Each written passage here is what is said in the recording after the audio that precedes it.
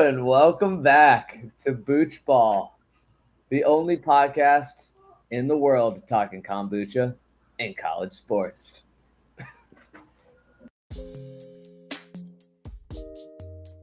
Booch. We playing Booch Ball.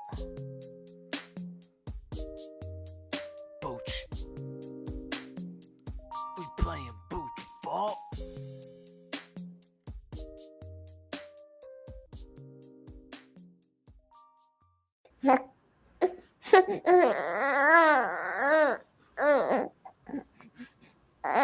It's time to talk Booch, baby. You see, I knocked the bottle out of his mouth while I was trying to hit the button. Oh no. He's a Notre Dame fan. Finster baby is upset, but welcome to the show. Finley, freed the first from the seed of your very own loins. That's right. We got another Cane fan in the family. It's only a matter of time. Class of 2043 recruit. For sure. Sounds good, dude. And at the rate things are going, Mario Cristobal might still be the coach there because I think the seat's gotten a lot less hot for Mario after the Canes take down Notre Dame 27-24 to kick off the first big game of the season. It's a huge win. Huge win. You were there. You saw it firsthand. I was watching from my couch. Well, I couldn't even sit on the couch, dude. I pulled up a chair right in front of the TV, and I was anxiously rocking back and forth 4 inches from the television. But you were there in Hard Rock. Tell me about the sights and sounds.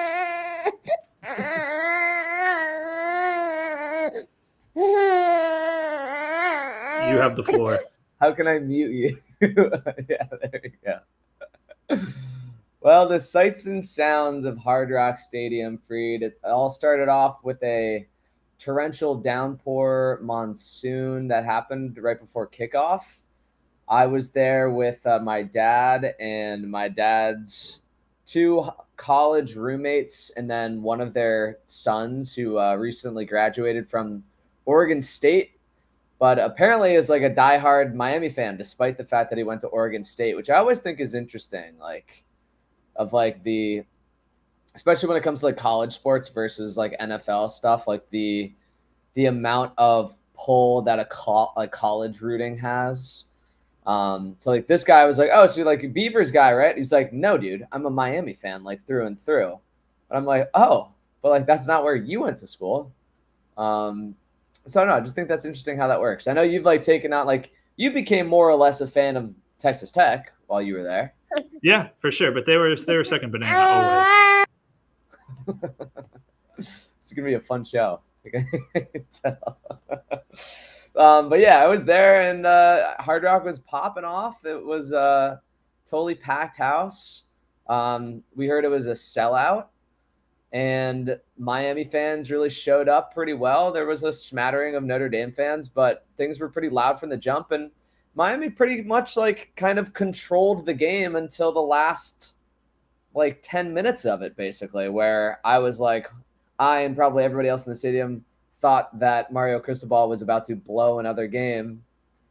And I think if not for that Florida Atlantic University transfer kicker coming in and nailing a 47-yard field goal, things could have could have had a lot less fun on Sunday night, I think. We held on for the win. Yeah, it was dicey. Support is here. I don't know what's wrong with them. Food and/or pacifier, and you can return them to me in 5 minutes. Amber clock. Thanks. Say bye, Alex. Okay, now you.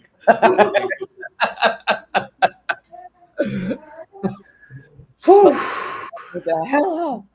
Shut your door. All right, what were we talking about? That's how I would have been sounding if our transfer kicker, who nobody expected it to be, I'm blanking on his name right now. Carter Davis? something like that. Carter Davis. Yeah, We got Carson and we got Carter. we all thought it was going to be Burt Auburn, Right.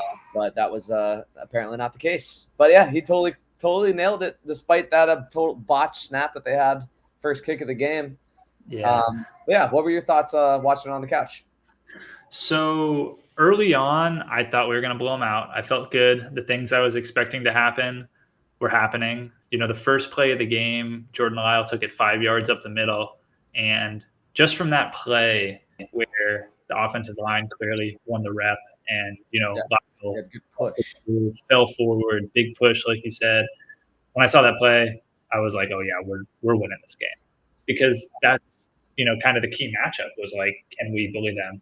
And I think we could. You saw Carson Beck was efficient. We started getting Malachi Toney involved early. We saw the other freshman wide receiver, Josh Moore, get a catch early. Mm-hmm. DJ Daniels looked good early. We'll talk about him more later, I'm sure. But the wide receivers were looking good. The running game was looking good. The defense was kind of bend, don't break early. And then it started really coming into its own, and everything was coming together. And you're like, wow, we are going to blow the doors off this team. And yeah, it felt like we were winning. I mean, when we were up 21-7, that felt like that it felt like it was about to be 41-7. It felt like it was about exactly to be like a and TCU UNC like it was. I mean, we finished the second quarter with a touchdown drive and started the third quarter with a touchdown drive, getting the ball right back. And the momentum was totally swung. We had it all. And then that 3rd and 1 where I think it was Marty Brown took the handoff and slipped on the wet grass and ended up kind of rolling up on Markel Bell, which thankfully neither of them got hurt on the play. But we end up having to punt there instead of, if he just, has traction, he probably picks up that first down. Yeah. And then who knows, maybe we go score and it is a blowout. But before I kind of start going down the path of like, we should have blown them out, you can also make some arguments that Miami actually got pretty lucky to win this game. And I think that's fair too, because there were some pretty big breaks, like the fumble. We forced a fumble and we recovered it. That interception, the 3 tip drill that Ruben Bain ended up picking off, sure. The touchdown pass, the insane catch by CJ Daniels, which was insane one-handed catch. But like, as that was happening, I like turned to because sometimes like when you're in the stadium, and that happened on the entire opposite end of the stadium, but I like turned to like my crew and I was like, that's gonna be like a top play of the year. Like, yeah. By the time this is all said, like that'll be top, like, and lo and behold, top number 1 play on Sports Center the next morning. Like, so I know you said other side of the stadium. I mean, what was going through your mind when you saw that throw go up? And even like, I thought it looked like it was about to go right. Like it was in like double coverage. Yeah. And then he snatched it out of what I thought was going to be exactly. But an intercept. Like I thought that was maybe going to be intercepted. That's what I thought as well. Watching it, on TV, when you saw the throw, you saw the Notre Dame center fielder was camped under it, ready to catch it, and I was like, "Oh, please knock that ball away!" And then he got up there and kind of got a hand on it, and you couldn't really tell what happened right away, but it was like, "Oh, good, that wasn't an interception." And then you see him get up and start celebrating, and it was like a double take. Like, wait, oh my God, he caught that. Yeah. And then they're like, oh, well, it's going to be reviewed. And you're like, okay, well, at least it didn't get intercepted. And then you see the replay and it's like, oh, wait, that's clearly caught. Like that's a touchdown. Yeah. Mm-hmm. So insane. But my point there was that could have been an interception. That was like a 50-50. That wasn't even a 50-50 ball. That was a prayer. And it got one hand snag. So some of these breaks go the other way. Maybe Miami doesn't win this game. But at the end, they got that big lead.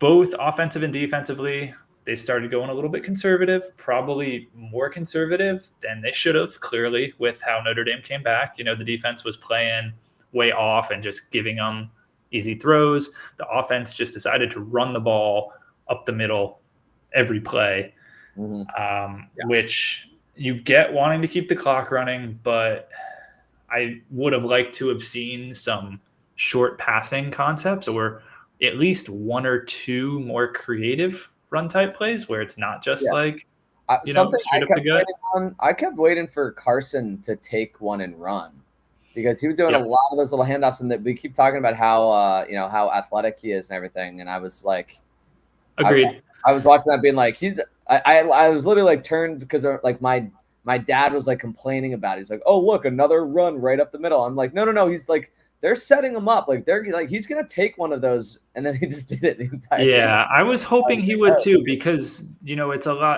it's a lot less effective until they show that it's an option. And Yeah. I feel like with the RPOs, it's more of an RPO than like a read option where he's reading to pass as opposed to reading to run. Sure. But you have to do something with it, and it was there for him to keep and run a couple times. Obviously, you don't want Carson Beck getting too many hits, but you saw an example where he picked up a big 3rd and 10, I think, with his legs. It got called back due to a penalty, but you saw what he could do as a runner, where he made a move and really took on some defenders and looked good running the ball. Like, you don't want to have to rely on that, but if he shows it once or twice a game, that really gives the defense something extra to think about. So at the end of the day, Notre Dame gets back into it. The saving grace, of course, was even after they tied it up, we still got the ball one more time. They were able to get the yardage they needed to, and Carter Davis obviously has a boot. So clutch kick, clock management by Mario. Once again, it worked out. I think there's an argument to be made that he managed the clock rather poorly throughout the entire game. But at the end of the day, Miami got the win, and the defense did something that it seems like our defense never does in that last 1 minute type situation where so many times we've been burnt. But they shut the door, really pinned their ears back. Bain and Messidor just got after the QB, 3 plays in a row, and it was a wrap. So, and Canes got the win, and all Canes cheers. got the win. Cheers, baby. And speaking of cheers and Freed, let's not get carried away now. It's not just a college football podcast. This is Booch Ball, the only podcast talking kombucha and college sports. Tell them what we're drinking today. Well, I think we got the same kombucha, right? Yours looks orangier than mine.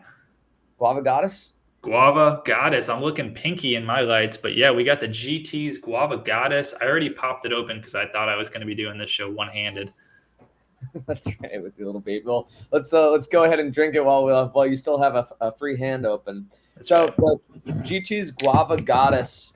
I'm going through our list of kombucha here, and we really need to do some better organizing of the list here. But GT's Guava Goddess comes in. It's actually 1, 2, 3, 4, 5, 6. The 6th ranked GT's kombucha that we've had, 10th ranked overall. So that's what's going on here with the current GT selection. I remember Guava Goddess. Guava is an interesting kind of flavor profile. Mm-hmm. I actually, in talking to some random person, I think like at a company event or something like that, we were eating something. She was like, what is this like taste that's sweet but also kind of tart? And I was like, that's the guava. That is actually very much what guava is. I actually have a kombucha podcast, so that's how I know about the flavor profile of the guava. You get a sub? A what? Did they sub? You drop the link? They subscribe? Did they? I thought you were asking me something else. Not that I'm aware of, Freed. It's sometimes it's hard to get the.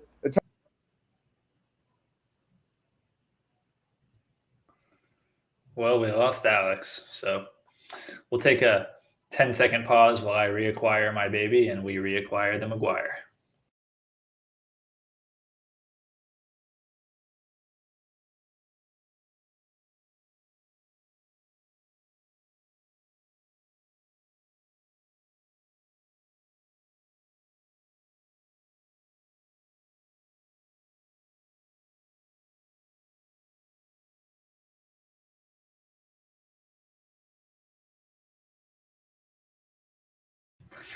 So apparently Alex has been booted, but he's coming back. Not exactly sure how that happened.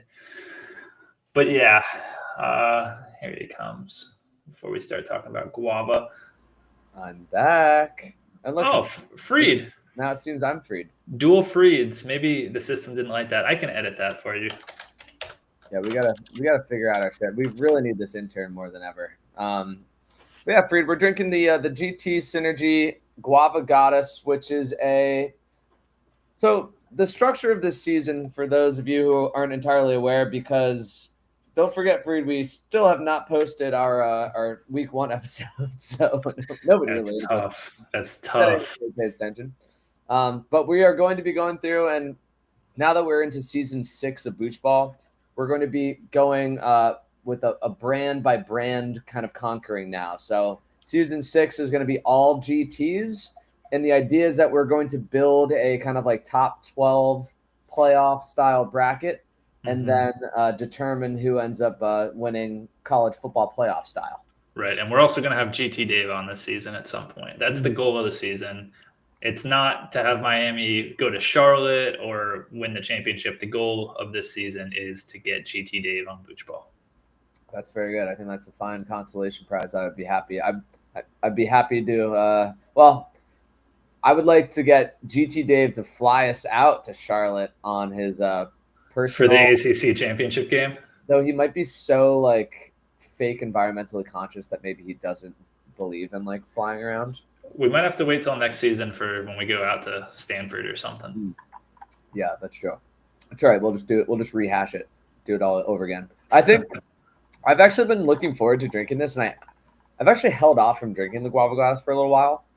I'm not sure what it is. I think I remembered it being good, but I kind of like strayed away from it recently. My go-to is the GT trilogy is usually my go-to, especially if I want something that's like sweet, but also gives me a little bit of like a healthy profile to kind of like clear me out a little bit. Yeah.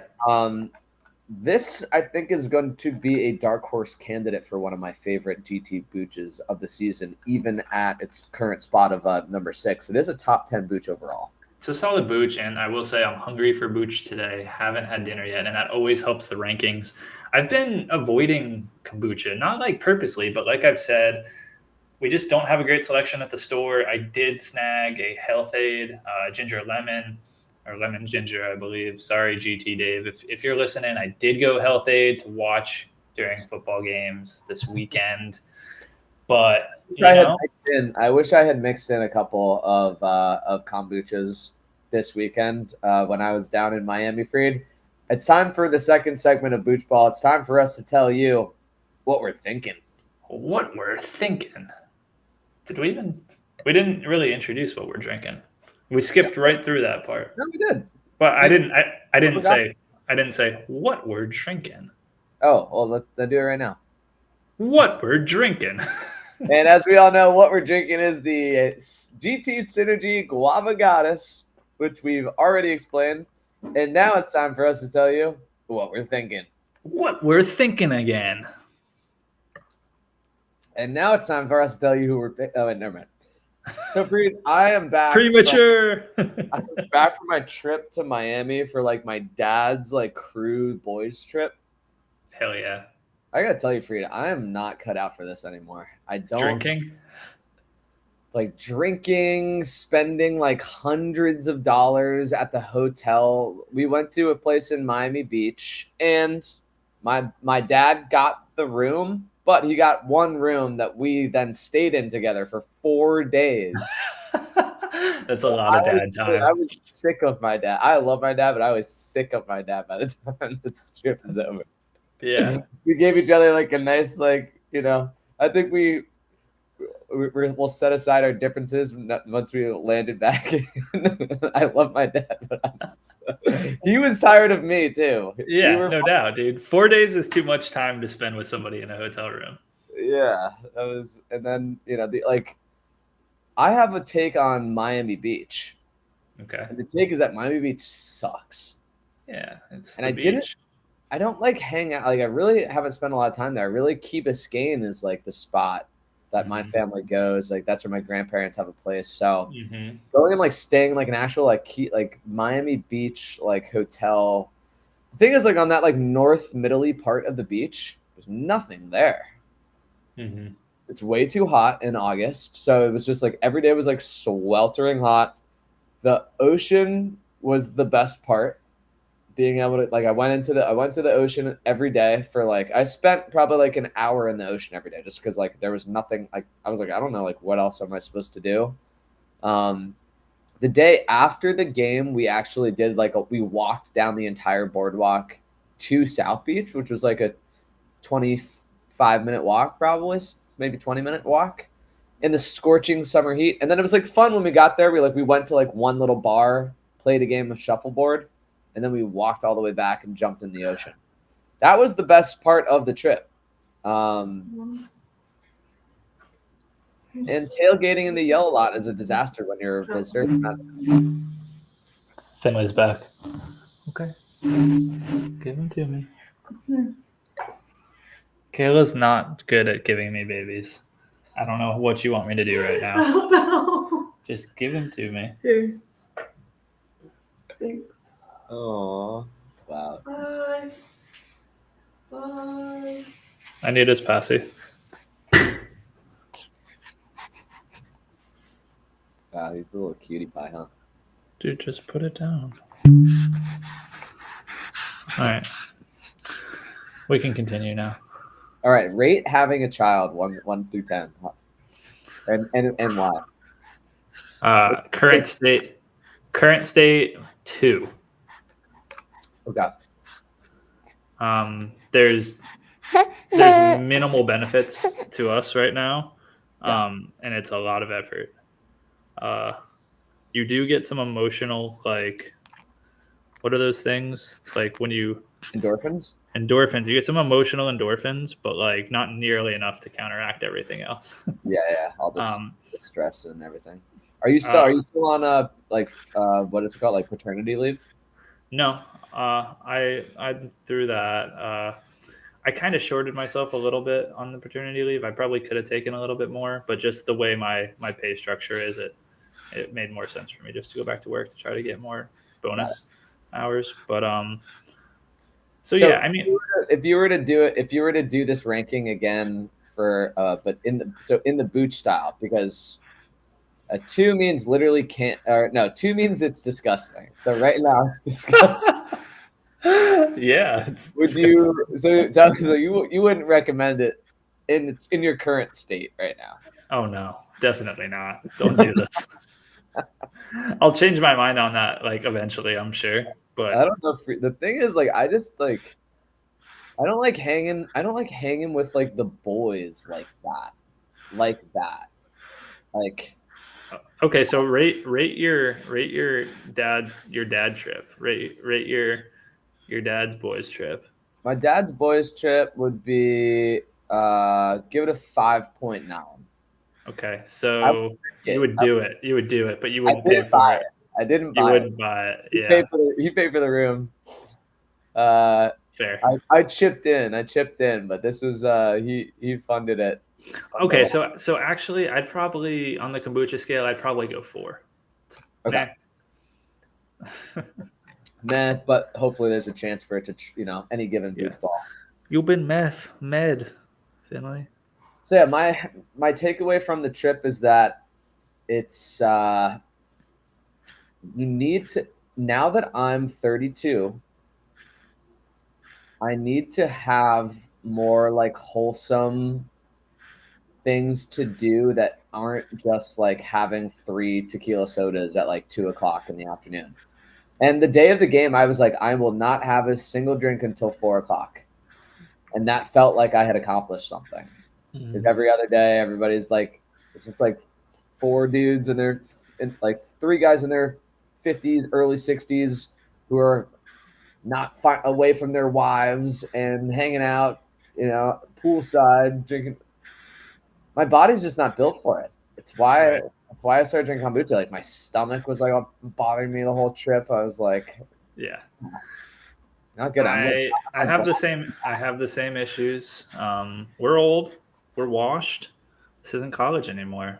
But this is what makes me. I think like I think I'm starting to realize like I'm at a point where I'm not. I was in college. I was definitely like a fun like like a total party animal, but like party guy, tailgates, playing beer pong, all that stuff. And Sure. Yeah. I think I still like that. I still like playing games and stuff like that. I think, but that's one of the issues when you're an out of towner and you're Yeah. coming and Activities. you come into the parking lot and you're like, all right, we have a styrofoam cooler and like 12 beers and like a handle of tequila. Like, oops, we don't have any food. Like, we don't have anything. Like, Sounds like you needed a Booch ball tailgate. we had like there was a tailgate. Ryan Hensler had a tailgate going on, but he was in a completely different yellow lot, like on the far tough. side of everything. Dude, a similar situation prevented Giancarlo Stanton from coming to our tailgate against FSU senior year. It's That's tough, too bad. dude. It's tough. I ended up meeting up with Creo, Rob Kelly, Good. and Pat Kelly. Had a great Yeah. time getting to see that kind of on the way into the stadium, but that was the best part of the tailgate. Aw. Those guys. So we already kind of like covered the majority of what we should be talking about right now in the intro.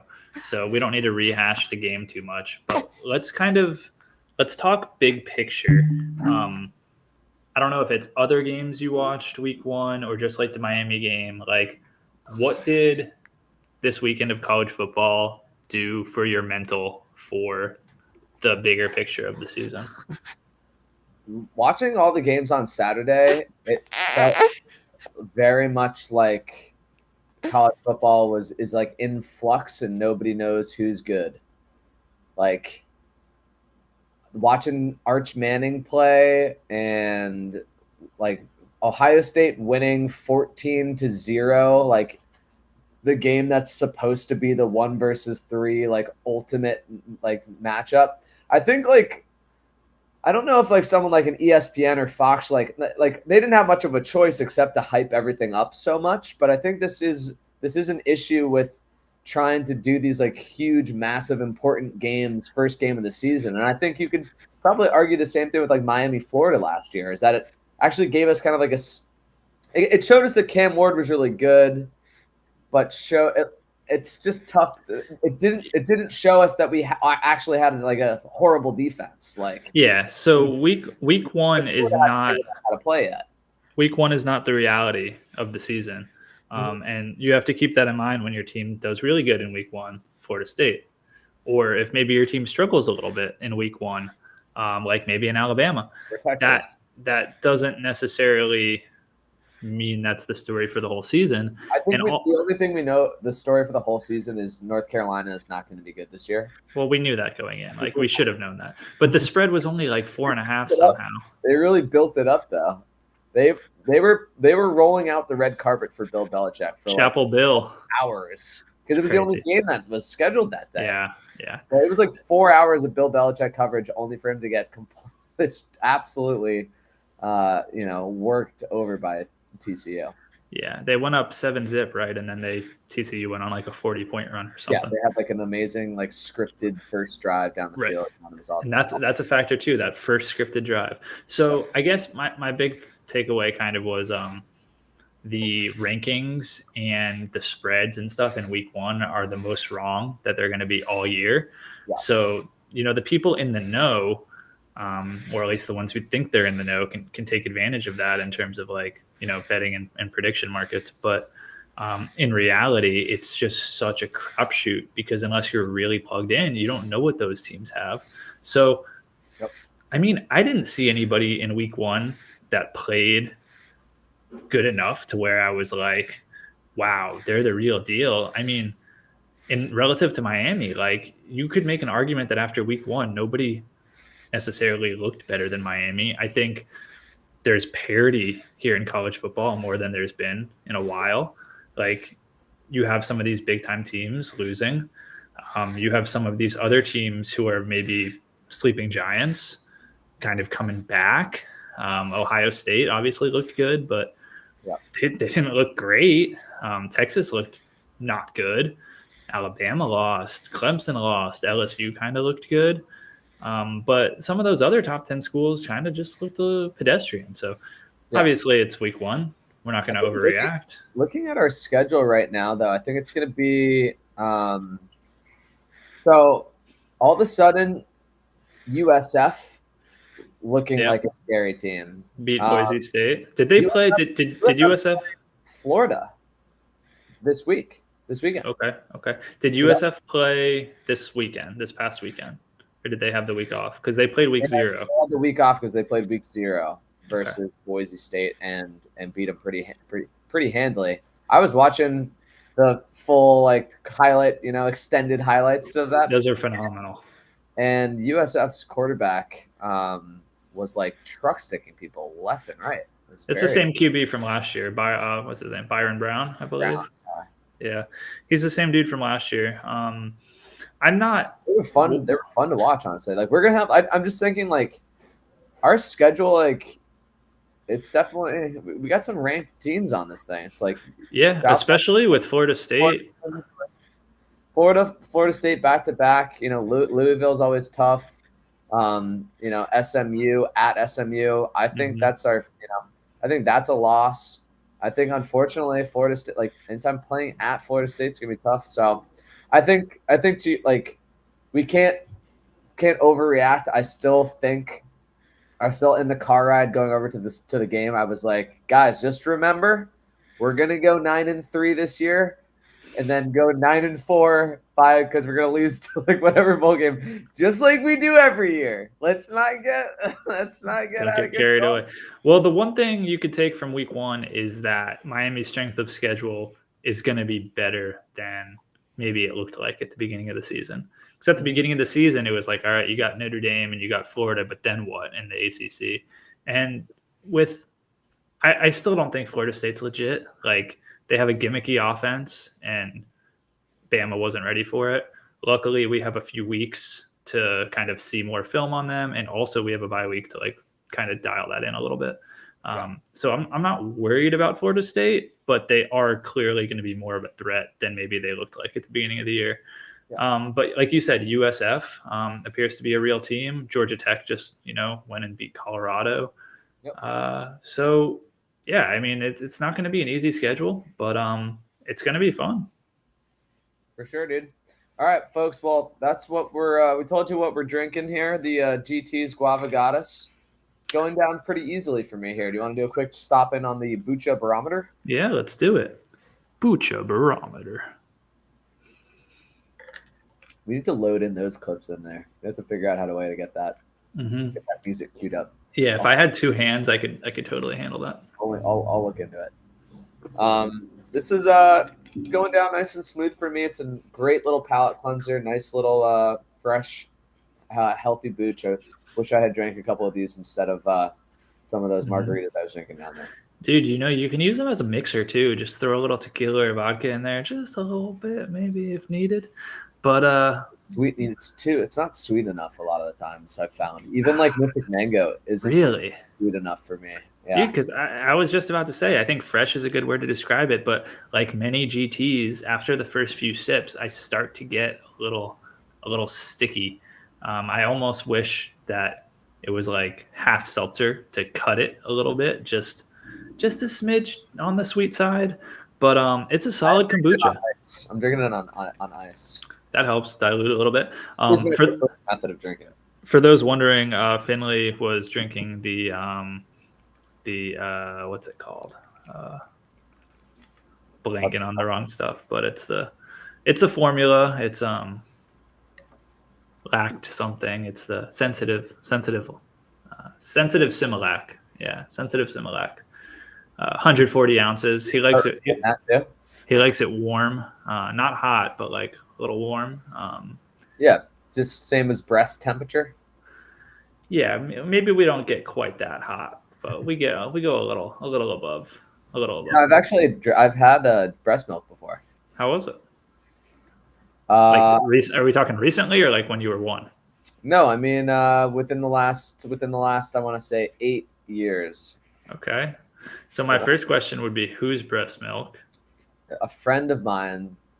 They were having like a post-pregnancy like party, and they had everybody.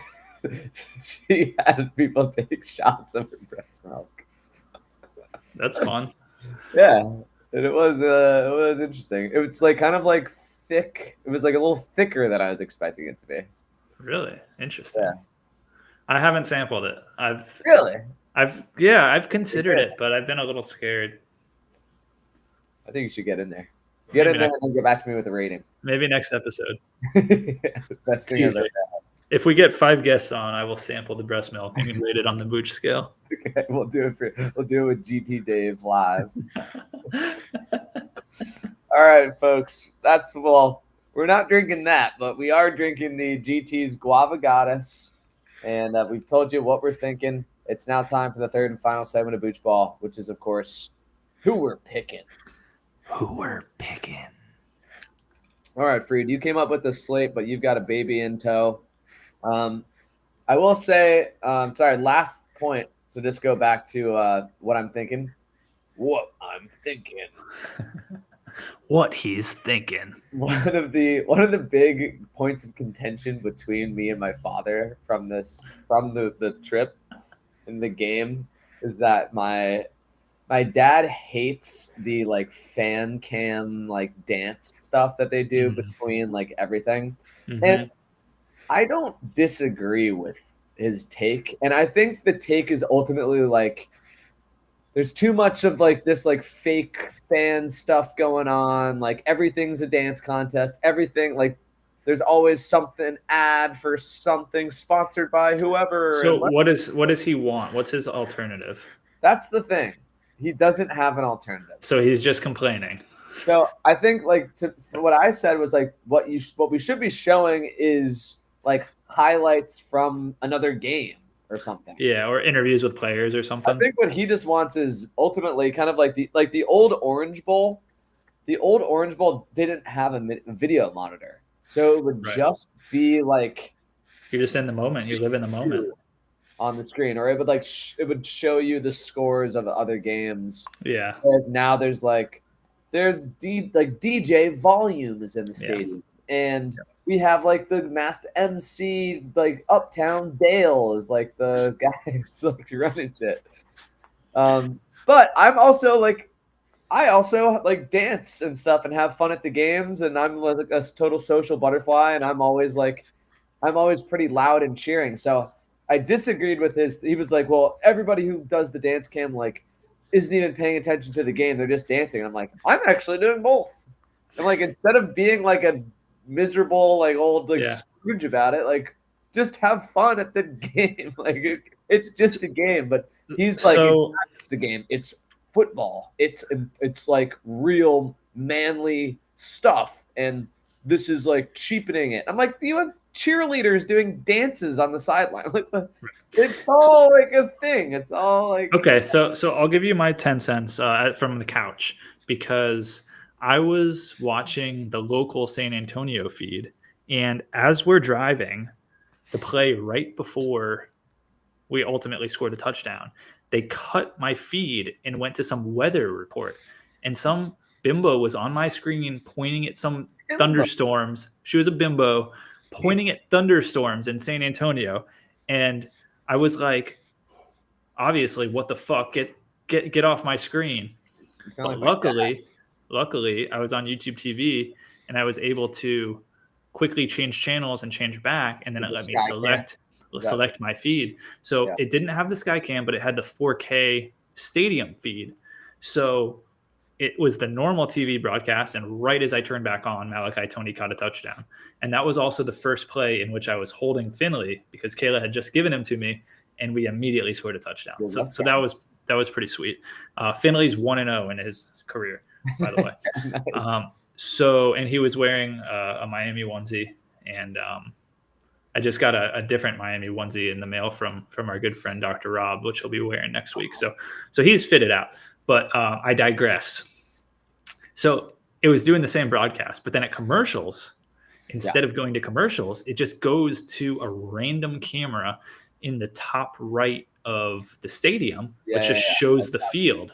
Right. And I was tweeting with some people about this. I think I even posted a tweet about it or put it on my Snap story or something. On that tweet, actually. Yeah. So basically, there was just like one lady who, to your point, was dancing all the time in between commercials, and she just kept dancing, and you just see the back of her head and her hands like dancing in the corner of the screen. But you could kind of vaguely hear what's going on in the stadium. You could hear the music a little bit. You could hear the crowd singing sometimes. You could see the bands at halftime, and that's a nice viewing experience because you kind of feel like you're there a little bit, but also no commercials. You're just chilling. Exactly. So I'm like, this is the thing. Like, the problem is really just that the game of football, like every 10 minutes, there's a 5-minute break. It's the media timeouts. The media timeouts are the problem. Right. So I think I'm fine with that. I think that's good. And I think there's something to be said about like, we don't need to cut to like DJ volume after Notre Dame scores a touchdown and have everybody sing like Living on a Prayer. Like, we should save like those big moments. You know, you should be tasteful about that. Mm-hmm. So I think there's an argument about that. But after hearing my dad incessantly complain and whine about it for 4 straight days, that's when I finally snapped yesterday. And I was like, you got to stop with the dance cam thing, dude. And his roommates are like, they encourage him. They're like, Bruce, what do you think? They're like, what do you think, Bruce? Dance cam? Oh, dance cam? What if we go to the dance cam right now? What do you think about that? Like, so they just did that the entire trip, and like by the end of it, I was like, you know what? I actually like the dance cam. All right, so Alex, who we picking? All right, Freed. We are picking some teams that you posted in the text thread here. Number 1 game on the slate. So here's what we got. We've got kind of a weak slate this week. Super weak. I think the only ranked game that we have is Michigan at Oklahoma, which is interesting. Michigan at Oklahoma. Oklahoma favored by 5.5. Then we have Baylor at SMU. SMU favored by 3 points. And then we have Illinois minus 2.5 at Duke. And those are the polls, Freed. And then, we're doing the sediment pick. We will be doing Texas State at University of Texas San Antonio, right down the street from you. And the UTSA, which are the Roadrunners. I was going to say that. The Roadrunners, of course. Meet. And then we have Bethune-Cookman at Miami. Mm-hmm. Bethune-Cookman coming off of a big loss to FIU in their last game. So, Freed, first game on the slate, Michigan at Oklahoma. Oklahoma favored by 5.5 points. Who do you got? I'm a believer in Oklahoma this season until proven otherwise. Transfer quarterback John Mateer, transfer running back Jaden Ott from Cal. I think they're just going to have a potent offense, and I like them as a sleeper SEC team to maybe even make the playoffs. Interesting, Freed. Yeah, no, everybody. I haven't been following what's going on with Oklahoma too closely. Where's Mateer? Where did he coming from? Washington State. Okay, got it. Oh, he's the one who has all the gambling That's stuff. right. What's happening with that? We should have him on Booch Ball. He could pick some games with us. I don't think anything's happening with it. He deleted his Venmo history and just said, "Oh, that was a joke." I mean, to be fair, though, I'm sure when maybe this never happened to you, but I got at least 3 Zelle payments from Bryce that said hookers and blow. So, I mean, you can't take Venmo transactions like without a grain of salt. Like, it was just for hookers. Like, it wasn't for blow. Exactly. Yep. Well, and Bryce has. Well, we don't have to talk about what's going on. Yeah, we'll get out of that one. But I don't think anything happened with it. I'm a loyal guy, but this one's interesting. Michigan at Oklahoma. My cousin Cameron actually went to Oklahoma. Ooh. But giving Oklahoma 5.5 when I think Michigan's on track for a little bounce back year themselves. Give me Michigan, not necessarily to win, but to at least cover this one. Lauren would be so proud. Next up, we've got Baylor at SMU. SMU favored by 3. Who do you got? Mm-hmm. I'm going to go with Baylor. I'm also a Baylor believer and a noted SMU hater. I saw Chris Johnson had a touchdown in their week 1 game. I think Romeo Brinson, I think. Yeah, Romello Brinson, 100-yard game. Dude, Romello, he's he's got to be like he's a 5th-year guy. He was the same class as Jacoby, so this must be his last year of eligibility. Yeah, I remember that the wide receiver class that year was like Jacoby, Romello, and there was one other pretty hyped. Burchard. Burchard was the 3rd guy in that class. Yep. Mm-hmm. Back when he was a receiver. So, anywho, I just don't buy SMU. Baylor had a loss in week 1 to somebody kind of good, if I recall. So, hard to really get a gauge on them. But I think Baylor is going to be motivated to go out and get a win. Yeah, I'm trying to think of who. I think they played Michigan, didn't they? No, Auburn. Auburn. That sounds right. Yeah.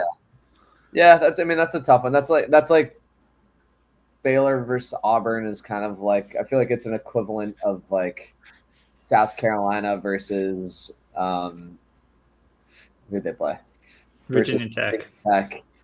Tennessee versus what? How come we had such a random slate of like teams are more interested in playing big. They like week 1 big games are in vogue. Week 2 not so much. Yeah, because you have all summer to talk about it, basically. Yeah, exactly. It's hype. One other note on Baylor, I had some football conversations with friend of the show, Cole Thompson, last week, and he really loves Baylor's quarterback. I don't know why, but he was all about it. What? Why doesn't he marry him if he loves him so much? That's a good question. Sawyer Robertson? I guess. Interesting. Previously played for Mississippi State. Yeah, dude, it's so hard to tell. That's the other thing. I'm like, it's gonna happen more and more with college football, and that like it's gonna be a complete overhaul every other year. All right, Alex, pop quiz. Name 3 college football quarterbacks that are starting right now who have never transferred. I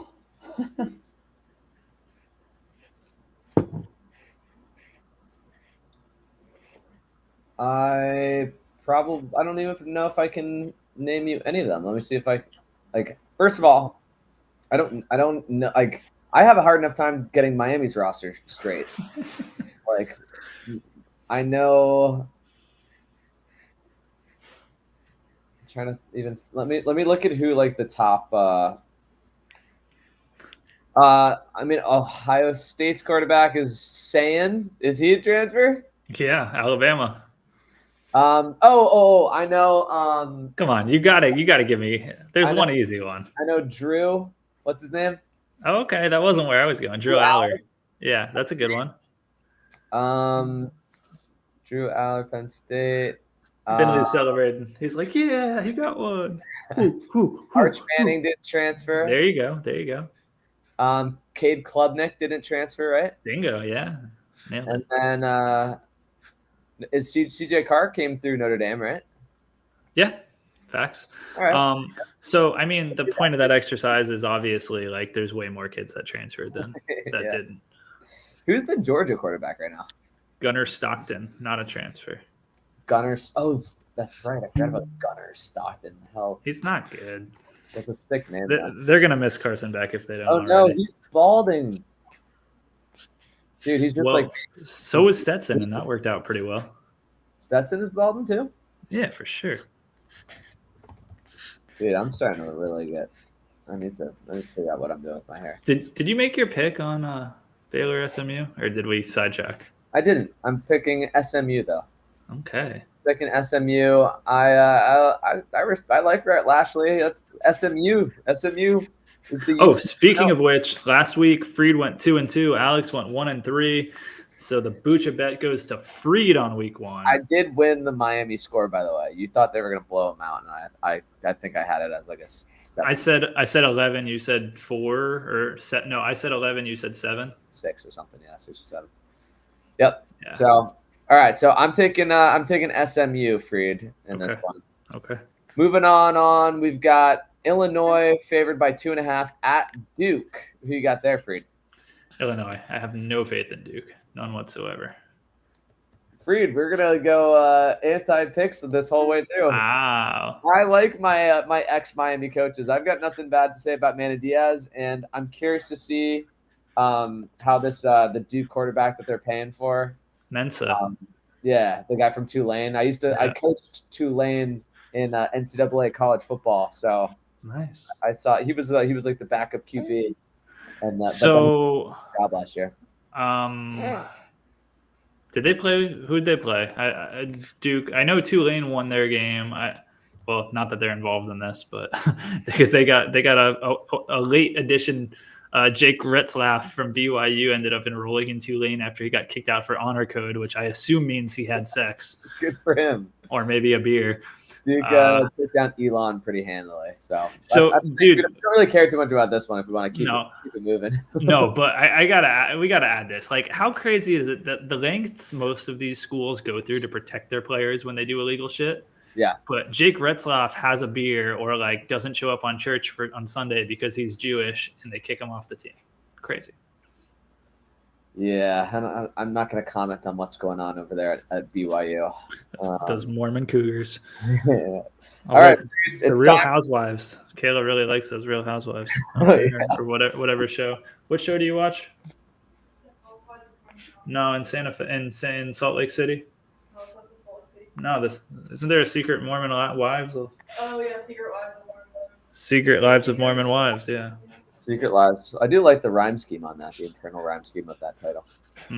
All right, Freed. Time to move along here. We've got to our sediment pick. I just want to say, I don't want to jinx it, but Finley really has locked in on the second half of the show. I'm really impressed.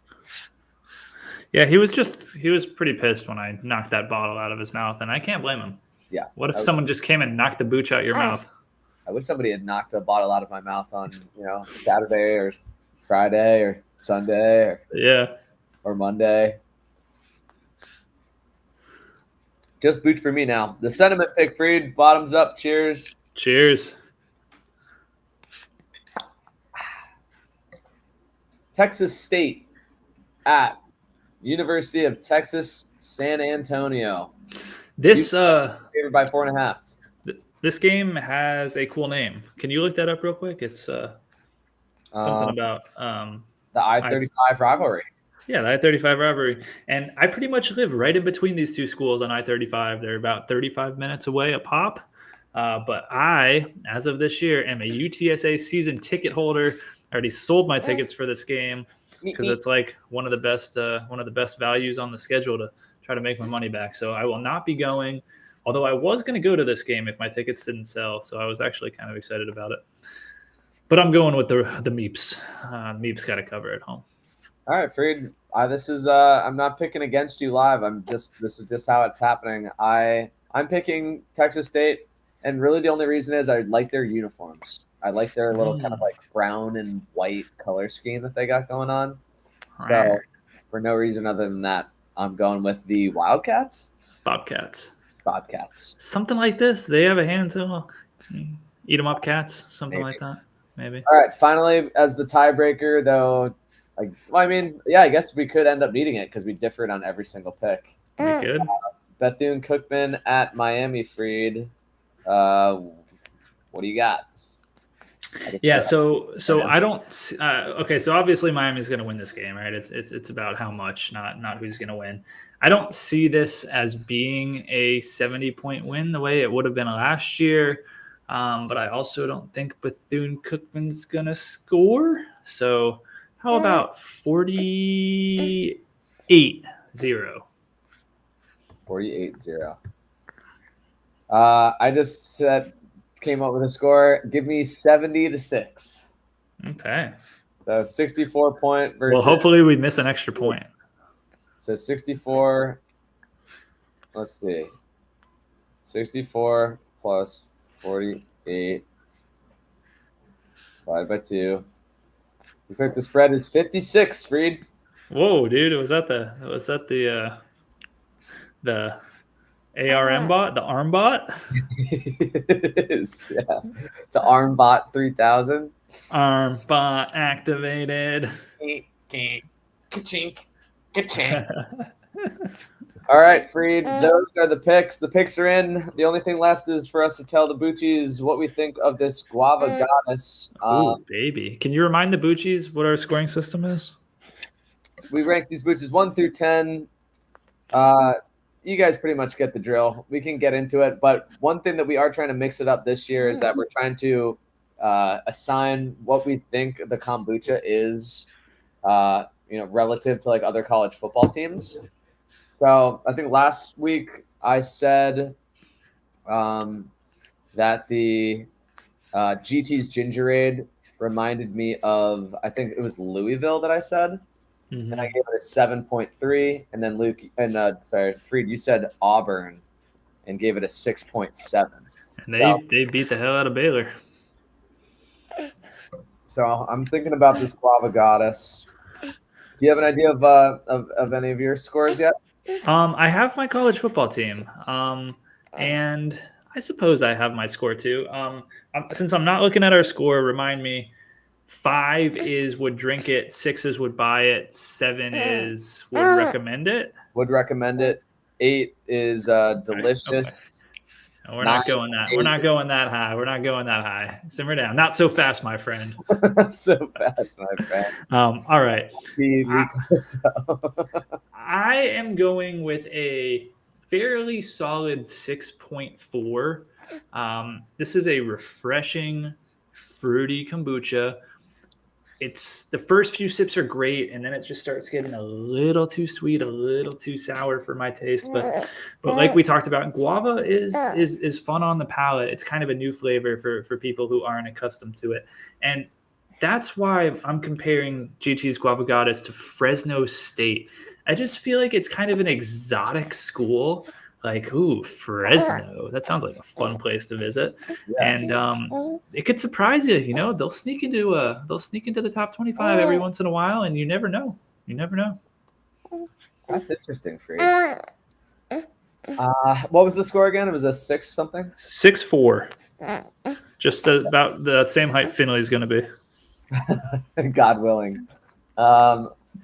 Reed, Guava Goddess is going to be one of my dark horse candidates for the year. It's squarely in the would recommend zone for me. I'm going to put it slightly higher than the GT's Gingerade from last week, which I gave a 7.3. So give me the Guava Goddess at a 7.5. And if I was to try to find a school that would represent Guava Goddess, it's Ole Miss. Okay. School that is a dark horse in contention every year. Every once in a while, they'll put in an interesting season, kind of an interesting fan base. They've got a good tailgate scene down there. The Lane Train. Yeah, the Lane Train. That's a fun boot. So my take. When you're doing your school comparison, are you basing it off of how good the school is? Because I'm also factoring in the location, the mascot, their color scheme, all of the above. You can do whatever you want, Freed. I think we're kind of having fun with this. Okay. It's just feeling Ole Miss, and I think it's a combination. I think if I was almost gonna say Hawaii, but then Hawaii is I'm just saying that because of I'm not really saying that because of anything else. So yeah, I think maybe there's a combination of the two. Exactly. I like it. Well, that's fun. Yeah. Well, there you go, folks. Season 6, episode 2/1, if we ever get the first one out. Thank you all for joining us, Boochies. We love you. We'll see you soon. And as always, stay cultured. Peace.